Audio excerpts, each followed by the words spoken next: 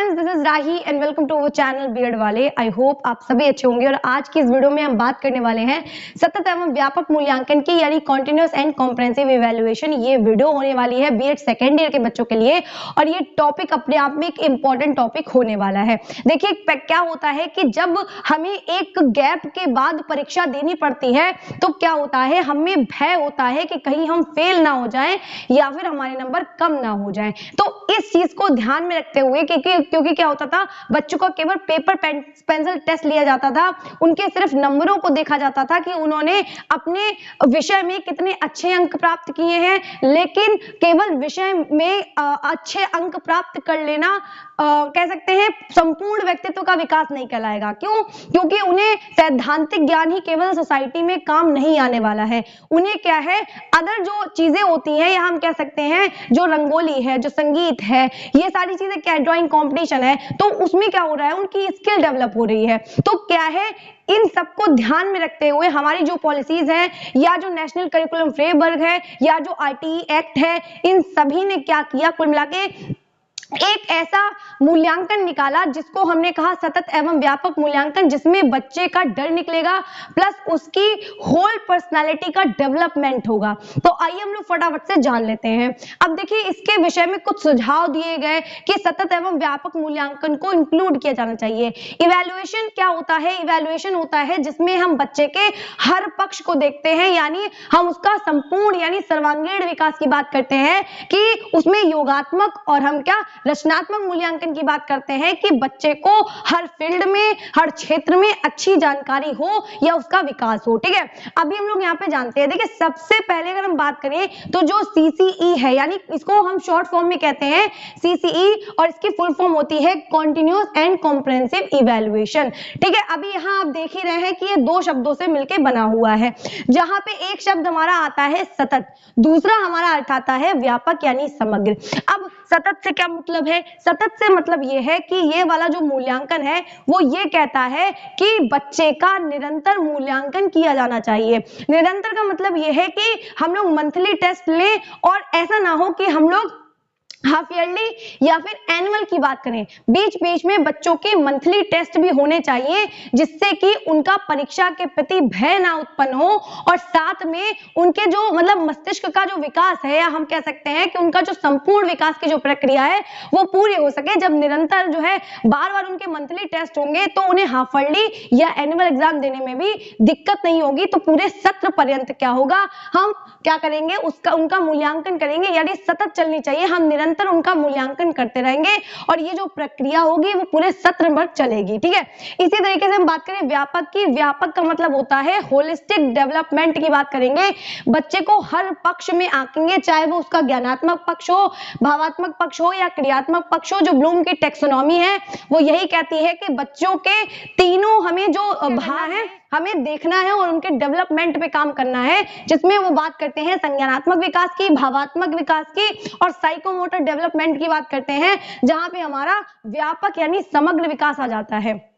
अब देखिए, हम बात करें तो जो हमारा शैक्षिक पक्ष है वो किससे संबंधित होता है? विषयों से संबंधित, यानी विषयों से संबंधित जो भी ज्ञान है, या हम अभी कह ही रहे थे कि बच्चे ने इस वाली कक्षा में कितना ज्ञान प्राप्त कर लिया, जो उसे बताया गया उसके सिलेबस के अकॉर्डिंग उसने उतना सीख पाया या नहीं, देखते हैं। और जो अदर एक्टिविटीज करवाई गई वो उसने कितनी सीख ली, या फिर वो उन स्किल्स में कितना ज्यादा डेवलप हो पाया, इन सारी चीजों का इवैल्यूएशन कहाँ करते हैं? व्यापक मूल्यांकन में करते हैं। आप लोगों को ये चीजें समझ आ गई होंगी कि शैक्षिक क्या है और सह शैक्षिक क्या है। शैक्षिक का मतलब है हम बच्चे के संज्ञानात्मक पक्ष को देखेंगे, यानी वो सब्जेक्ट से संबंधित या उस कक्षा से संबंधित कितना समझ पाया। देखिए, अभी हम लोग क्या करते थे, पहले ऐसा होता था कि नंबर्स दिए जाते थे जिसमें कि बच्चों में हीनता की भावना आ जाती थी कि मेरे इतने कम या मेरे इतने ज्यादा।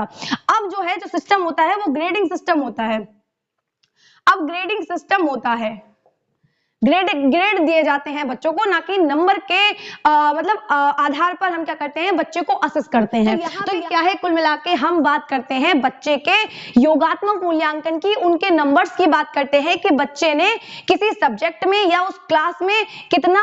हासिल कर लिया है या उसका कितना डेवलपमेंट हो गया है, हम उस बेस पे उसको यानी यहाँ पे हम समेटिव असेसमेंट बच्चे का करते हैं। ठीक है, अब हम सह शैक्षिक की बात करें तो जो स्पोर्ट्स में बच्चा कितना अच्छा कर रहा है या ड्राइंग कंपटीशन में या म्यूजिक में या जो अदर को करिकुलर एक्टिविटीज हैं हम उनको सह शैक्षिक में रखते हैं, या फिर हम कह सकते हैं उसका भावात्मक, क्रियात्मक, संवेगात्मक या मोरालिटी उसके अंदर कितनी अच्छी डेवलप हो रही है, वो क्या क्या आदर्श सीख रहा है, वैल्यू। तो कुल मिला के हम बात करें तो सबसे पहले जो हमारे CCE यानी कंटिन्यूअस एंड कॉम्प्रिहेंसिव इवैल्यूएशन की बात की गई थी, तो न्यू एजुकेशन पॉलिसी 1986 के अकॉर्डिंग की गई थी, यानी उन्होंने शामिल करने की बात की कि सतत एवं व्यापक मूल्यांकन को हमें शिक्षा के क्षेत्र में अलाउ करना चाहिए ताकि हम बच्चे का निरंतर आकलन कर सके, और जब लगातार उसका आकलन होगा तो हम क्या कर सकेंगे, उसके हर एक पक्ष को जांच सकेंगे, आंक सकेंगे कि बच्चा किस क्षेत्र में कितना अच्छा और कितना बेहतर कर रहा है। उसके बाद जो है जो हमारा न्यू करिकुलम फ्रेमवर्क आया, नेशनल करिकुलम फ्रेमवर्क आया तो 2005 वाला, तो उन्होंने क्या किया, पहले जब हमने NEP की बात की थी 1986 तो उसमें को करिकुलर एक्टिविटीज को नहीं ऐड किया गया था, लेकिन जब NCF यानी नेशनल करिकुलम फ्रेमवर्क 2005 आया तो उसने क्या कहा कि शैक्षिक गतिविधियों यानी को करिकुलर एक्टिविटीज को भी ऐड करना चाहिए, जिससे कि बच्चे के होलिस्टिक डेवलपमेंट मतलब होल पर्सनैलिटी उसकी डेवलप होगी, ना कि केवल उसका जो संज्ञानात्मक पक्ष है उसको ही डेवलप करना है बल्कि उसके क्या है इमोशनली और हम कह सकते हैं साइकोमोटर डेवलपमेंट भी उसका होना चाहिए, यानी वो खुद से भी करके सीखे, या हम कह सकते हैं उसके अंदर कोई स्किल तो डेवलप होनी चाहिए। ठीक है, उसके बाद हम बात करें तो जो हमारी CBSE यानी सेंट्रल बोर्ड ऑफ सेकेंडरी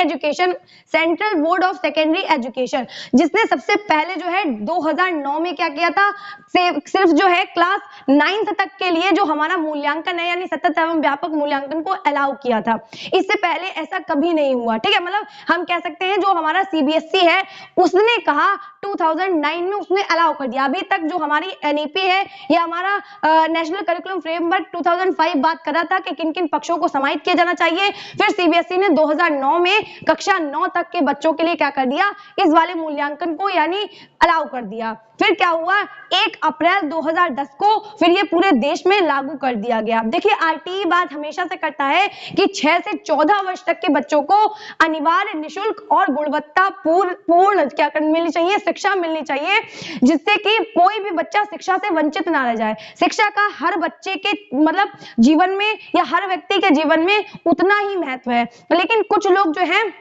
किसकी वजह से, किसी के पास खाने को नहीं है, किसी के पास पैसा नहीं है, तो सरकार ने सभी बच्चों के लिए फ्री एंड कंपलसरी एजुकेशन को क्या किया है, संविधान में भी ये चीज कही गई है कि हर बच्चे को यानी जो भी 6 से 14 साल तक का बच्चा है उसको क्या है फ्री एंड कंपलसरी एजुकेशन मिलेगी। आप क्या करें, अगर बच्चा स्कूल जा रहा है तो उसको बस्ता भी फ्री मिलेगा, स्वेटर फ्री मिलेगा, खाना फ्री मिलेगा, बस माता पिता का ये फर्ज है वो अपने बच्चों को स्कूल तक पहुंचा दें। ठीक है, तो ये बात क्या करता है, RTE करता है 2009, जिसमें बच्चे को 6 से 14 वर्ष तक के बच्चों को फ्री एंड कंपलसरी एजुकेशन की बात करते हैं। और हमारे जो कानून के सेक्शन बने हुए हैं उसमें जो हमारी धारा 29A है उसमें भी बात की गई है CCE की, और इसमें 38 धाराएं हैं, लेकिन जो हमारी 29 धारा 1 है उसमें बात की गई है कि कक्षा 1 से 8 तक की जो कक्षाएं हैं उनके लिए ऐसे करिकुलम का निर्माण किया जाए, ऐसा करिकुलम बनाया जाए जिससे कि बच्चे का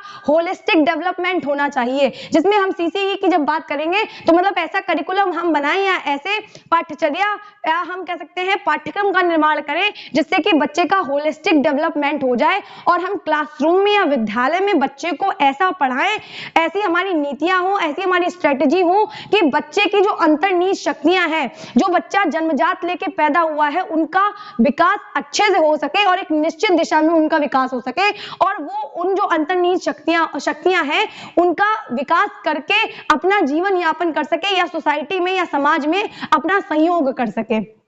ठीक है, यानी अब उसके अंदर क्या हो जाए, मतलब ऐसा पाठ्यक्रम, ऐसा करिकुलम होना चाहिए जिससे कि बच्चा खुद से प्रॉब्लम के सॉल्यूशन निकालना सीख जाए, खुद से ज्ञान का निर्माण करना सीख जाए। ये हमारा मेन उद्देश्य है। ठीक है, जो CCE है उसका भी मेन पर्पस यही है। अब हम बात करें मूल्यांकन पढ़ने के दौरान होना चाहिए, उससे आपने पढ़ाया और कुछ दिन बाद उसका मंथली या ईयरली या हम कह सकते हैं वीकली टेस्ट, जब उसका मंथली टेस्ट ले रहे हैं तो उसके अंदर से वो डर निकल जाएगा परीक्षा को लेके और उसकी परफॉर्मेंस भी बेहतर हो जाएगी। ठीक है। फिर क्यों? क्योंकि और इसमें ये कह रहे हैं कि भय तो निकल जाएगा, साथ में जो परीक्षाएं हो, जो टेस्ट हो, वो ऐसे हो जिससे हम क्या कर सके, बच्चों को अच्छे से इवेल्युएट कर सके, बच्चों को अच्छे से समझ सके कि बच्चा किस पक्ष में बेहतर कर रहा है या किस पक्ष में कमी रह गई है, या क्या कहाँ बच्चे को अच्छा बताना है। तो ये सारी चीजें कहाँ में आएंगी, हमारी परीक्षाओं के अंदर होनी चाहिए। और साथ में टेस्ट ऐसे भी होने चाहिए जिससे कि शिक्षक को भी हेल्प मिले कि उनको कहाँ अपनी योजनाओं में सुधार करना है और कहाँ बदलाव करना है। तो ये सारी चीजें कहाँ आती हैं, हमारी सीसीई यानी सतत एवं व्यापक मूल्यांकन के अंतर्गत बनाई कैसे जाती है। तो हम क्या करते हैं, समेटिव और क्या करते हैं, फॉर्मेटिव के द्वारा क्या करते हैं, हम सततता बनाए रखते हैं, यानी हम कह सकते हैं। और जो हमारा सीसीई है उसमें सत्र को 2 भागों में बांट दिया जाता है, जिसमें हम क्या करते हैं, 4 बार हमारा फॉर्मेटिव यानी रचनात्मक मूल्यांकन होता है बच्चे का, और वहीं 2 बार क्या होता है, हमारा योगात्मक यानी हम कह सकते हैं समेटिव असेसमेंट होता है बच्चे का। अब देखिए बात करते हैं, तो हमारा जो ये वाला सतत हो रहा है, तो हम बात करें निर्माणात्मक मूल्यांकन की। तो निर्माणात्मक मूल्यांकन क्या होता है, अधिगम के लिए आकलन। अधिगम के लिए आकलन का मतलब क्या होता है, इसमें क्या होता है कि अगर बच्चे ने कोई उसके नंबर कम आ गए हैं तो उनमें सुधार किया जा सकता है, लेकिन अधिगम का आकलन में हम सुधार नहीं कर सकते। क्यों? क्योंकि जब फाइनल टेस्ट होगा या परीक्षा होगी फाइनल वाली और उसमें रिजल्ट आ जाएगा, तो बच्चा क्या करेगा, सुधार नहीं कर पाएगा। यानी जो हमारा संकल्पनात्मक मूल्यांकन होता है उसमें रिजल्ट में बदलाव नहीं किया जा सकता है या इंप्रूवमेंट नहीं किया जा सकता है, लेकिन जो हमारा अधिगम के लिए आकलन है यानी असेसमेंट फॉर लर्निंग है, उसमें हम रिजल्ट में क्या कर सकते हैं, या बच्चे में जो इंप्रूवमेंट है वो हम कर सकते हैं। जो बच्चे की कठिनाइयां हैं उनका क्या करेंगे, हम निदान कर सकते हैं। किसमें? असेसमेंट फॉर लर्निंग में हम बच्चे की कठिनाइयों का निदान कर सकते हैं कि बच्चे को कहां पे, यानी उसके जो गैप्स हैं उसको फिल कर सकते हैं, उसकी जो प्रोसेस हो रही है या हम कह सकते हैं उसकी जो प्रोग्रेस हो रही है उन सबको हम जांच सकते हैं। और हम कई सारे टूल का, कई सारी टेक्निक्स का यूज करते हैं जिससे कि बच्चे में इंप्रूवमेंट ला सके, कि बच्चा उस जिस पक्ष में कमजोर पड़ रहा है या उसे कठिनाई आ रही है हम उसकी सहायता एज अ टीचर कर सके, जिसके लिए हम कई सारी चीजों का इस्तेमाल करते हैं, जैसे पोर्टफोलियो हो गया, चेकलिस्ट हो गई, एनेक्डोटल रिकॉर्ड हो गया, कई सारी चीजों का प्रयोग करते हैं जिससे कि क्या हो, हम बच्चे को उचित मार्गदर्शन देकर उचित दिशा में विकसित कर सके या उसका डेवलपमेंट हो सके। अब हम यहाँ समझ ही चुके हैं कि बच्चे की कठिनाइयों को हम यही देखेंगे और यहाँ पे हम उसकी जो प्रोग्रेस हो रही है हम उसको इंक्रीज तो करेंगे, साथ में हम रिजल्ट में भी प्रोग्रेस कर सकते हैं। क्योंकि हम जो मंथली टेस्ट लेंगे तो हमें पता होगा ना कि आगे बच्चा और बेहतर कर सकता है, और बेहतर कर सकता है, सत्र के अंत में अच्छा कर लेगा, हफड़ली में अच्छा कर लेगा, या हम कह सकते हैं एनुअल में अच्छा कर लेगा। लेकिन जब एनुअल टेस्ट की बात हो रही है, अधिगम का आकलन की बात हो रही है, एनुअल टेस्ट में बच्चा कैसे अच्छा करेगा जब वो एनुअल के ही रिजल्ट दे रहा है। तो कुल मिला के सबमिटिव असेसमेंट हम कह सकते हैं हाफड़ली, और जो हम बात करते हैं फाइनल की, ठीक है, फाइनल का जो हमारा होता है रिजल्ट उसकी बात करता है जो हमारा सबमिटिव या हम कह सकते हैं योगात्मक आकलन हम बच्चे का करते हैं। यानी हम कुल मिला के कह सकते हैं जो हमारा फॉर्मेटिव असेसमेंट है यानी जो हमारा रचनात्मक मूल्यांकन है वो 40% होता है, क्या होता है हमारा लिया जाता है सत्र में। और जो हमारा निर्माणात्मक जो हमारा होता है यानी निर्माणात्मक जो हमारा मूल्यांकन होता है वो क्वालिटी की बात करता है, यानी बच्चे के गुणात्मकता में कितना सुधार आया है, वो कितना विकसित हो गया है, उसके स्किल में कितना डेवलप हो गया है, या हम कह सकते हैं इमोशनली या मोरालिटी उसके अंदर कितनी आई है, हम ये सारी चीजें यहाँ देखते हैं। लेकिन हम मात्रा की बात यहाँ करते हैं, उनके नंबरों के बेस पे उन्हें जज करते हैं, उनकी प्रोग्रेस कितनी हुई है, उनकी अचीवमेंट कितनी हुई है, या जजमेंट हम करते हैं तो अधिगम का आकलन में करते हैं। यानी हम कह सकते हैं समेटिव में हम क्या करते हैं, बच्चे को जज करते हैं, उसके अचीवमेंट कितना है, उसके नंबर कितने हैं, ये सारी चीजें हम असेसमेंट ऑफ लर्निंग में देखते हैं। बाकी हम कह सकते हैं यहाँ पे हम बच्चों का निदान करते हैं, यानी उपचारात्मक रेमेडियल जो टीचिंग होती है वो भी हम असेसमेंट फॉर लर्निंग में देते हैं। अब देखिए हम व्यापक की बात करें तो हम व्यापक में बात कर ही चुके हैं कि व्यापक मूल्यांकन में को करिकुलर और करिकुलर एक्टिविटीज आ ही जाती है, और जो हमारी शैक्षिक है यानी हम कह सकते हैं जो हमारी संज्ञानात्मक विकास से संबंधित है, या हम कह सकते हैं क्लासरूम में जो पढ़ाया गया है सिलेबस से, पाठ्यक्रम से संबंधित है, उसको हम कैसे असेस करेंगे, असेस तो करेंगे समेटिव और फॉर्मेटिव के द्वारा ही तो असेस करेंगे हम। तो जो हमारे फॉर्मेटिव और समेटिव है उसमें हम कई सारी चीजें इंक्लूड करते हैं। हम शैक्षिक जो भी हमारे पाठ्यक्रम के अंतर्गत चीजें आती हैं, हम प्रोजेक्ट दे देते हैं, हम असाइनमेंट्स दे देते हैं, या हम ऑब्जर्वेशन करते हैं या क्वेश्चनिंग करते हैं, वो सारी चीजें काहे में आ जाती हैं, करिकुलर एक्टिविटीज में आ जाती हैं, जो कि हमारे पाठ्यक्रम के अंतर्गत होती हैं। इसके अलावा क्या होती हैं, को करिकुलर एक्टिविटीज भी आती हैं, जिसमें कि हम देखते हैं बच्चे स्पोर्ट्स में भाग ले रहे हैं, म्यूजिक में पार्टिसिपेट कर रहे हैं, रंगोली कंपटीशन हो रहा है और फैंसी ड्रेस कंपटीशन हो रहा है, या फिर हम कह सकते हैं एग्जीबिशन हो रहे हैं। तो ये सारी चीजें क्या है, या हम कह सकते हैं अलग से जो हम कह सकते हैं पाठ्येतर जो गतिविधियां हैं, एक्स्ट्रा करिकुलर एक्टिविटीज हैं, वो भी हम काहे में रखते हैं, इसी के व्यापक मूल्यांकन के अंतर्गत ही रखते हैं। तो इसमें कई सारी चीजें हो जाती हैं कि बच्चे में कौन से वैल्यूज डेवलप हुई हैं, या हम कह सकते हैं वो कला उनकी मतलब कला में कितना निपुण हो पाया है, या जो कार्य है उसमें कितना निपुण हो पाया है, स्किल उसका एप्टीट्यूड एटीट्यूड, या हम कह सकते हैं जो भी करिकुलर एक्टिविटीज हैं वो व्यापक मूल्यांकन के अंतर्गत आती हैं। तो आइए हम लोग और भी बहुत कुछ देखते हैं सतत एवं व्यापक मूल्यांकन के बारे में। तो आइए हम लोग बात कर लेते हैं फटाफट से इनकी विशेषताओं और इनके उद्देश्यों की। तो हम जो विशेषताएं हैं उसमें बात करते हैं कि ये जो मूल्यांकन है, सतत एवं व्यापक मूल्यांकन है, लगातार और हर पक्ष में बच्चों को हम लोग क्या कर रहे हैं, मूल्यांकन कर रहे हैं हर पक्ष में बच्चे का। तो ये क्या है, विद्यालय आधारित मूल्यांकन है, विद्यालय द्वारा किया जाता है, जिसमें क्या होता है बच्चे के हर पक्ष का, ठीक है, उसके होलिस्टिक डेवलपमेंट की बात की जाती है, उसके संपूर्ण व्यक्तित्व के विकास की बात की जाती है सतत एवं व्यापक मूल्यांकन के अंतर्गत। ये क्या है, इसकी पहली विशेषता है। दूसरी विशेषता इसकी यह है कि इसके अंतर्गत शैक्षिक तथा सह शैक्षिक दोनों एक्टिविटीज जो पाठ्यक्रम में निहित है और जो पाठ्यक्रम में निहित नहीं है, जो एक्स्ट्रा है, को करिकुलर है, वो भी इसमें समाहित किया जाता है, जिससे कि जो बच्चे की पर्सनालिटी है, व्यक्तित्व है, वो निखर के आए, वो किसी उसके वो केवल रोबोट ना बन जाए। एक तरीके से हम कह सकते हैं कि पहले अगर हम बात करें तो अगर सत्र के अंत में परीक्षा हो रही है और बच्चा पढ़ने में बहुत अच्छा है, लेकिन जब सत्र के अंत में परीक्षा है उस दिन उसकी साइकिल टूट गई, या उसे बुखार आ गया, या उसकी कोई कमी रह गई, या उसके पास ऐसा कोई रीजन था, उसके पास टेंशन थी, या वो जो याद करके आया वो भूल गया और वो परीक्षा में अच्छा परफॉर्म नहीं कर पाया, तो हम उस बेस पे उसको असेस नहीं कर सकते। क्यों? क्योंकि बच्चा तो पढ़ने में अच्छा था, बल्कि हमने उसके किसी पक्ष को नहीं देखा, केवल एक दिन हमने क्या किया, सत्र के अंत में परीक्षा ले ली और हम उस बेस पे उसको असेस कर रहे हैं। तो ये बात ठीक नहीं है। इसीलिए हम क्या करते हैं, सतत एवं व्यापक मूल्यांकन का इस्तेमाल करते हैं। हम पूरे सत्र पर्यंत हम उसका असेसमेंट करते हैं और उस आधार पे उसकी ग्रेडिंग करते हैं, और हम उस आधार पे ही समझते हैं कि बच्चे ने कितना अच्छा और कितना कैसे परफॉर्म कर रहा है और बच्चा कितना अच्छा सीख रहा है। केवल सत्र के अंत में होने वाली परीक्षाओं को ही हम इसमें शामिल नहीं करेंगे। इसीलिए इसमें सुधार के लिए कई सारे बदलाव लाए गए सतत एवं व्यापक मूल्यांकन के द्वारा।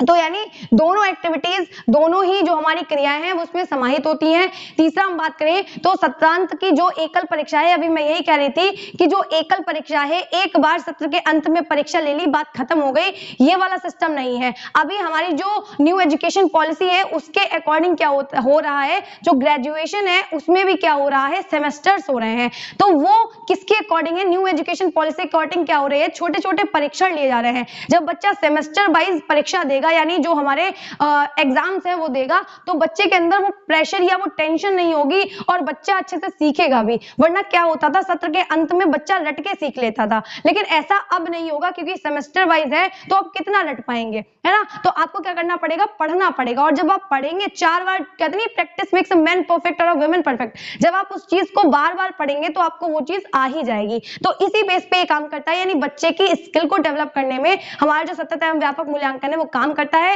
ये कहता है कि एकल परीक्षा नहीं होनी चाहिए, सत्र के अंत में कोई एक परीक्षा नहीं होगी कि हमने एनुअल ले लिया, क्या होगा, सत्र पर्यंत क्या करेंगे, हम छोटे छोटे मंथली वीकली टेस्ट लेंगे, जिससे कि क्या करेंगे, बच्चों को असेस करेंगे, मूल्यांकन करेंगे, इवैल्यूएशन करेंगे। फिर हम बात करें तो बच्चे में कितनी निपुणता आई है, उसमें जो नवाचार है, या जो हम कह सकते हैं टीम वर्क की जो भावना है, हम लोग कहते हैं डिबेट्स देखते हैं, या हम कह सकते हैं कॉम्पिटिशन, हम प्रतियोगिताएं करवाते हैं, या हम जो भाषण करवाते हैं, या उसने जो भी कार्य के आधार पर जो भी एक्सपीरियंसेस, जो भी स्किल को सीखा है, हम उसका जो आकलन करते हैं, वास्तविक आकलन उसका कैसे करते हैं, हम उसकी योग्यता के अकॉर्डिंग करते हैं कि उन्होंने कितना सीख लिया। जरूरी नहीं है बच्चा केवल अच्छे नंबर लाए तभी वो अच्छा कर पाए, वो को करिकुलर एक्टिविटी में भी अच्छा कर रहा है तो वो भी क्या है,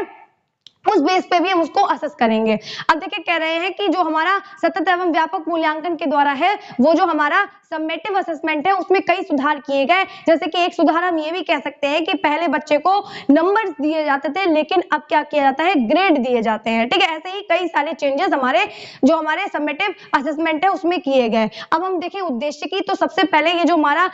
CCE है वो क्या करता है, बात करता है अधिगम प्रक्रिया में विशेष बल देता है कि बच्चे को कितना अच्छा और कितना बेहतर सिखाया जा सके शिक्षण यानी टीचिंग लर्निंग के द्वारा। उसके बाद हम बात करें तो जो बच्चे क्या करते थे, सत्र के अंत में पूरे साल कुछ नहीं पढ़ा, पता है सत्र के अंत में परीक्षा होनी है तो क्यों ही कोई पढ़ेगा, तो क्या होता था, बच्चा आखिरी में जाके 2-3 क्वेश्चन रट के लिख देता था। तो क्या होता था, इसने क्या किया, सतत एवं व्यापक मूल्यांकन में जब बार-बार टेस्ट होंगे तो क्या होगा, रटने को हतोत्साहित किया गया, यानी रटने पर जोर नहीं दिया गया सतत एवं व्यापक मूल्यांकन के द्वारा। और बच्चे के हर पक्ष को, चाहे वो बोधात्मक हो, भावात्मक हो, या फिर गांधी जी के अकॉर्डिंग कह सकते हैं ये गांधी जी की शिक्षा पे ही कह सकते हैं आधारित है। हेड, हैंड और हार्ट की शिक्षा, बच्चे के हर एक पक्ष को देखा जाएगा, बच्चे का बोधात्मक पक्ष हो, भावात्मक पक्ष हो, क्रियात्मक पक्ष हो, हर पक्ष में क्या हो, उसकी एक स्किल डेवलप हो पाए और जो वो काम करे वो उसके संवेगों से, भावना से जुड़ा हुआ हो, इमोशन से जुड़ा हुआ हो और वो खुद से कार्य करके सीखे, प्लस उसके संज्ञान में वो चीज उसे समझ में आनी चाहिए।